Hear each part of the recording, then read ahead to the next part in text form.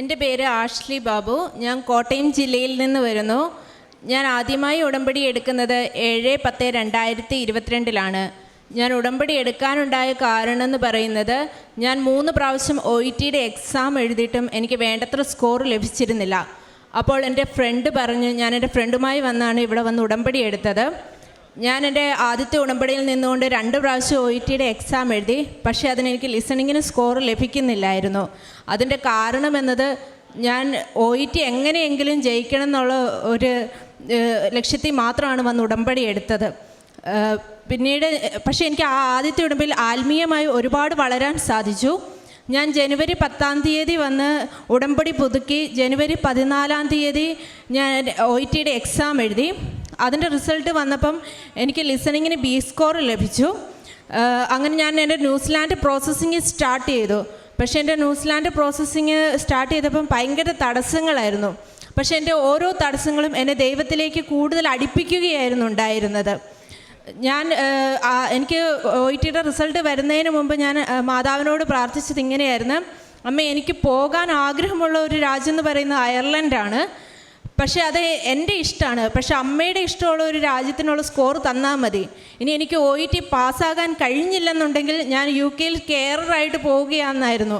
അപ്പോഴാണ് അമ്മ എനിക്ക് ന്യൂസിലാൻഡ് എന്നൊരു രാജ്യത്തിൻ്റെ സ്കോർ തന്ന് അനുഗ്രഹിച്ചത്. ഞാൻ ന്യൂസിലാൻഡിൻ്റെ പ്രോസസ്സിങ് സ്റ്റാർട്ട് ചെയ്യുമ്പോൾ എനിക്ക് ന്യൂസിലാൻഡ് എന്നൊരു രാജ്യത്തിൻ്റെ പേരല്ലാതെ അതെങ്ങനെ സ്റ്റാർട്ട് ചെയ്യണമെന്നോ ഒന്നും എനിക്കറിയില്ലായിരുന്നു. പക്ഷേ എൻ്റെ പ്രോസസ്സിങ്ങിൻ്റെ ഓരോ സ്റ്റേജിലും എനിക്കറിയാൻ മേലാത്ത, പക്ഷേ അമ്മയുമായി ബന്ധപ്പെട്ട് ചേച്ചിമാരോ ചേട്ടായിമാരോ ഒക്കെ വന്ന് എന്നെ ഒരുപാട് ഹെൽപ്പ് ചെയ്തു ഓരോ സ്റ്റേജിലും. പക്ഷേ പലരെയും ഞാൻ നേരിട്ട് പോലും കണ്ടിട്ടില്ല എന്നുള്ളതാണ്. പക്ഷെ അവരെല്ലാം ഉടമ്പടിയിൽ നിൽക്കുന്നവരാണ്. അങ്ങനെ ഞാൻ ഇവിടം വരെ എത്തി. ഞാൻ ഈ മാസം 29 ന്യൂസിലാൻഡിന് പോവുകയാണ്. എനിക്ക് മെയ് 3 അവിടെ ക്യാപ്പിന് കോഴ്സ് സ്റ്റാർട്ട് ചെയ്യും. ഇതാണ് എൻ്റെ ഒന്നാമത്തെ സാക്ഷ്യം എന്ന് പറയുന്നത്. ഞാൻ ഈ OETയുടെ എക്സാമിന് പഠിച്ചുകൊണ്ടിരുന്നപ്പോൾ എനിക്ക് കിട്ടിക്കൊണ്ടിരുന്ന ഒരു വചനം എന്ന് പറയുന്നത് പുറപ്പാട് 14:14 കർത്താവ് നിങ്ങൾക്ക് വേണ്ടി യുദ്ധം ചെയ്തുകൊള്ളും, നിങ്ങൾ ശാന്തരായിരുന്നാൽ മതി. ഞാൻ OETയുടെ എക്സാമിന് OETയുടെ എക്സാം ആണെങ്കിൽ എൻ്റെ തലേന്ന് പോയി തന്നെ ഞാൻ കുമ്പസാരിക്കുമായിരുന്നു. രാവിലെ പോയി വിശുദ്ധ ബലിയിൽ പങ്കെടുത്തിട്ടേ ഉള്ളൂ ഞാൻ എക്സാമിന് പോകുകയുള്ളായിരുന്നു. ഞാൻ എക്സാം ഹാളിൽ കയറിയാലും ഞാൻ കൂടുതലും ബൈബിളുമായിട്ട് പോകുന്നു. ഞാനിപ്പം ഓൾറെഡി 2 പ്രാവശ്യം ബൈബിൾ ഫുൾ വായിച്ചു കഴിഞ്ഞു. 3ാമത്തെ പ്രാവശ്യം വായിച്ചുകൊണ്ടിരിക്കുകയാണ്. അപ്പം എന്നെ സ്പർശിച്ച വചനങ്ങളൊക്കെ ഞാനിങ്ങനെ അടയാളപ്പെടുത്തി വെച്ചിട്ടുണ്ട്. ഞാൻ അതെല്ലാം ഇങ്ങനെ റിപ്പീറ്റ് അടിച്ച് ബൈബിളിൽ വായിച്ചുകൊണ്ടിരിക്കും. പിന്നെ ഞാൻ കയറുന്നതിന് മുമ്പ് എൻ്റെ പൗച്ചിൻ്റെ അകത്ത് ഞാൻ ഉടമ്പടി ഉപ്പ് വിതറും. പിന്നെ ഉടമ്പടി തേനും തൈലവും എല്ലാം ഞാൻ നേർച്ച വസ്തുക്കളൊക്കെ ഞാൻ പ്രാർത്ഥനയോട് ഉപയോഗിക്കാറുണ്ട്. ഞാൻ കയറുന്നതിന് മുമ്പ് തൈലൊക്കെ നാക്കിലും എൻ്റെ ചെവിയിലും കണ്ണിലും കയ്യിലും നെറ്റിയിലും എല്ലാം കുരിശ് വരച്ച് വിശ്വാസ പ്രമാണം ചൊല്ലി പ്രാർത്ഥിച്ചുകൊണ്ടാണ് ഞാൻ കയറുന്നത്. എന്നിട്ട് ഞാൻ അപ്പം നമുക്ക് OETയുടെ എക്സാമിന് കയറി കഴിയുമ്പം നമുക്ക് ഇങ്ങനെ നേർച്ച വസ്തുക്കളൊന്നും കൊണ്ടുപോകാൻ പറ്റില്ല. അപ്പം നമ്മൾ പൗച്ചിൽ അങ്ങനെ ഇരിക്കുമ്പോൾ ആ ഉപ്പിൻ്റെ കുറച്ചൊക്കെ അവിടെ ഇവിടെയും കാണും. അതെടുത്ത് ഞാൻ എൻ്റെ ഓരോ മോഡ്യൂൾസിൻ്റെ മീൻസ് ലിസണിങ് റീഡിംഗ് ഒക്കെ കിട്ടുമ്പോൾ ഞാൻ ഓരോ കുറച്ചെടുത്ത് ഞാനിങ്ങനെ കുരിശ് വരച്ചാണ് വിശ്വാസ പ്രമാണം ചൊല്ലിയാണ് ഞാൻ അവർക്ക് കൊടുത്തുകൊണ്ടിരുന്നത് എൻ്റെ പേപ്പർ.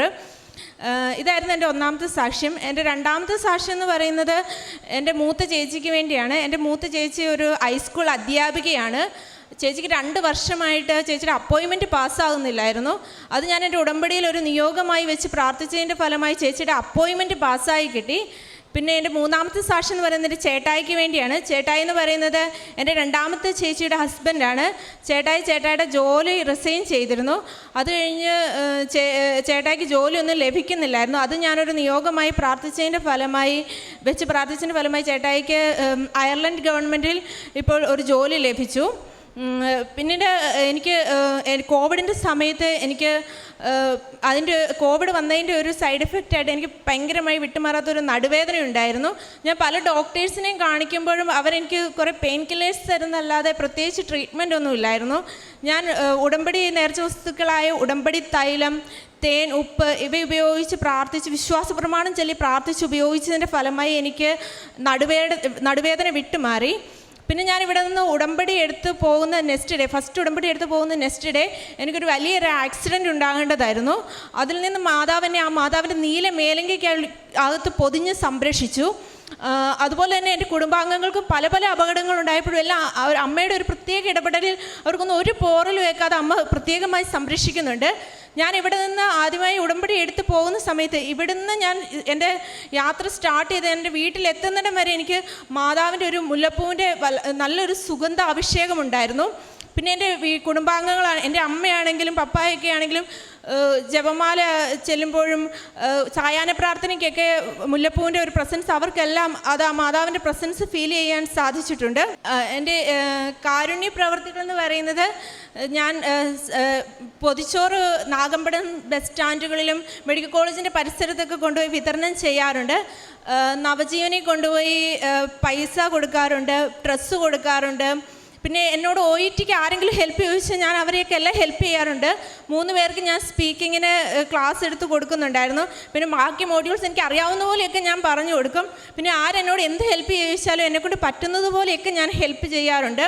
പ്രേക്ഷിത പ്രവർത്തനം എന്ന് പറയുന്നത് ഇവിടെ കിട്ടുന്ന പത്രം ഞാൻ ജില്ലാ ആശുപത്രി, കോട്ടയം മെഡിക്കൽ കോളേജ്, അവിടെ രോഗികൾക്ക് കിട്ടിയതാണെങ്കിൽ അതിൻ്റെ പരിസര പ്രദർശനം വഴി നടന്ന അവർക്കെല്ലാവർക്കും ഞാൻ കൊടുക്കാറുണ്ട്. പിന്നെ ഇവിടുത്തെ സാക്ഷ്യങ്ങളും ഉടമ്പടി ധ്യാനമൊക്കെ ഞാൻ കേൾക്കുകയും അത് മറ്റുള്ളവർക്ക് ഷെയർ ചെയ്യുകയൊക്കെ ചെയ്യാറുണ്ട്.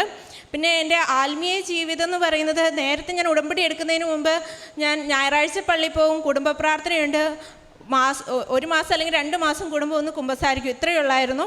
പക്ഷെ ഞാൻ ഇവിടെ വന്ന് ഉടമ്പടി എടുത്തു പോയതിൽ പിന്നെ ഞാൻ എല്ലാ ദിവസവും വിശുദ്ധ കുർബാനയിൽ എനിക്ക് പങ്കെടുക്കാൻ സാധിക്കുന്നുണ്ട്. പിന്നെ എൻ്റെ പ്രാർത്ഥനയെന്ന് പറഞ്ഞാൽ ഒരുപാട് വളർന്നു. എനിക്ക് അരമണിക്കൂർ ബൈബിൾ വായിക്കാൻ കഴിയുന്നു, 2 ആഴ്ച കൂടിയുള്ള കുമ്പസാരം. അങ്ങനെ പൂർണ്ണമായി എൻ്റെ ജീവിതം എന്ന് പറയുന്നത് ദൈവം അങ്ങ് വിശദീകരിച്ചെടുത്തു. എന്നെ ഒരുപാട് എളിമപ്പെടാൻ സഹായിച്ചു. ഇത്രയും അനുഗ്രഹങ്ങൾ തന്നെ ഈശോയ്ക്കും അമ്മയ്ക്കും ഒരുപാട് നന്ദി.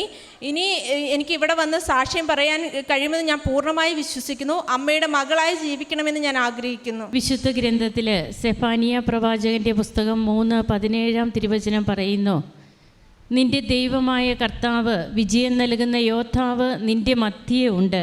നിന്നെക്കുറിച്ച് അവിടുന്ന് അതിയായി ആഹ്ലാദിക്കും.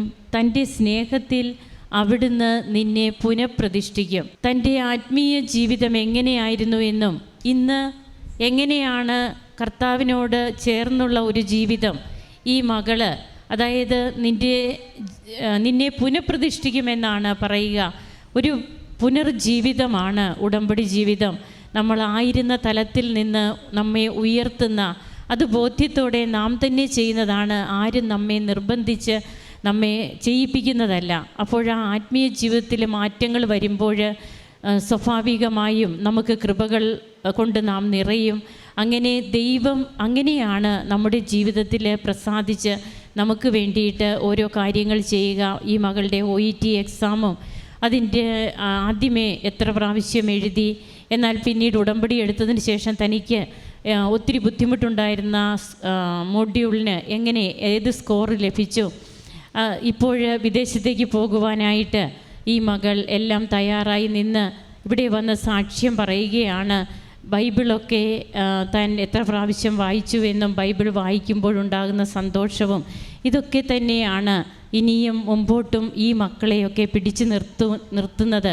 ഇവർക്ക് കിട്ടിയ ജോലിയോ ഇവർക്ക് കിട്ടുന്ന പ്രൊമോഷനോ അല്ല, അതൊക്കെ നമുക്ക് കിട്ടും. അതെല്ലാം വഴിയേ വരുന്നതാണ്. എന്നാൽ എല്ലാറ്റിലും ഉപരിയായി ദൈവത്തെ കിട്ടുക എന്നുള്ളതാണ്, ദൈവത്തെ നേടുക. അതിനാണ് ഉടമ്പടി നമ്മെ സഹായിക്കുന്നത്. നമുക്ക് ഈ മകൾക്കും കുടുംബത്തിനും ലഭിച്ച എല്ലാ കൃപകൾക്കും കരങ്ങളടിച്ച് ഈശോയ്ക്കും അമ്മയ്ക്കും നന്ദി പറയാം. അത്യപൂർവ ദൈവാനുഭവങ്ങൾ ഇനി നിങ്ങൾക്കും സ്വന്തം. ഈ യൂട്യൂബ് ചാനൽ ഇതുവരെ സബ്സ്ക്രൈബ് ചെയ്തിട്ടില്ലെങ്കിൽ ഇപ്പോൾ തന്നെ സബ്സ്ക്രൈബ് ചെയ്യുക. ഈ വീഡിയോ ഇപ്പോൾ തന്നെ നിങ്ങളുടെ സുഹൃത്തുക്കൾക്ക് ഷെയർ ചെയ്തുകൊണ്ട് കർത്താവിൻ്റെ പ്രേക്ഷിതരാകുക.